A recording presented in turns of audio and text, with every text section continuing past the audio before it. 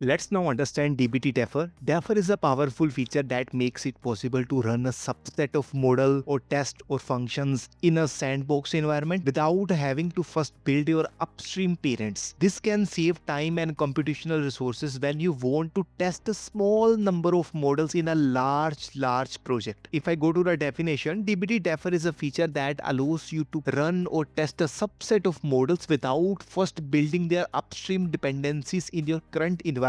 Instead, DBT defers to existing tables or views in any another environment, typically production, obviously, to resolve references. Okay, why you should care about it? The first significant benefit of DBT defer is it significantly saved the cost by avoiding rebuilding hundreds of unchanged upstream models just to test one downstream change. And secondly, it promotes faster development by reducing the wait time during iteration by only compiling and running the specific code you just had modified. And third one is it offers Slim CI, which powers pipelines by comparing your current code against the production state and running only the differences. Let's now create a model and see DBT defer in action. Now I am back to my DBT cloud. First thing first, I will click on model. Let's click on, let's say, March, and I will create a new file.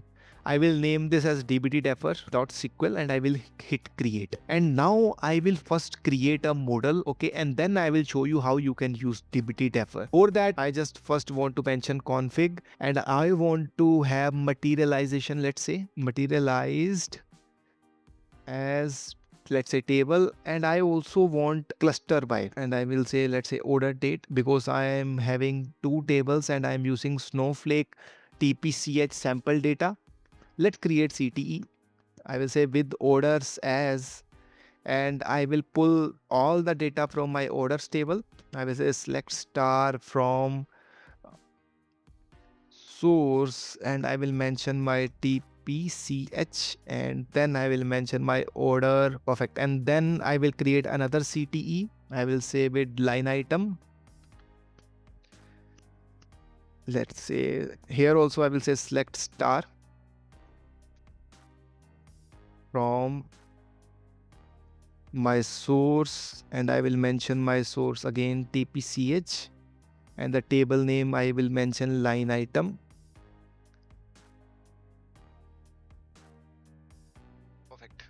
And now I will create another CTE as final.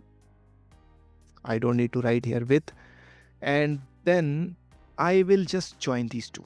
I will say select o dot star comma l dot star from my orders o join with line items l on the basis of o dot order key and l dot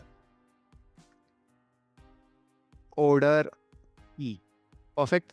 And I will just say select star.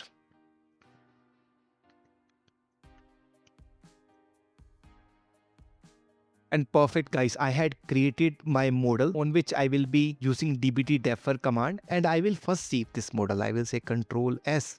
And once you save this model, if you see here down, you can see your option called defer. Okay, and these things I had configured in my production. Okay, but right now I am working on dev don't have any of these things, right? I want to refer these from my productions, right? So what I will do is I will click on this defer option and I will click on this production one. Okay, and once I click on this production one, I will go to this preview option and I should be able to see my compiled data. Perfect, guys. As you can see, I am able to see all my compiled data in one place. This is how dbt defer works. It is very powerful feature that makes it possible to run a subset of model or test or functions in a dev environment or sandbox environment without having to first build anything from upstream parents.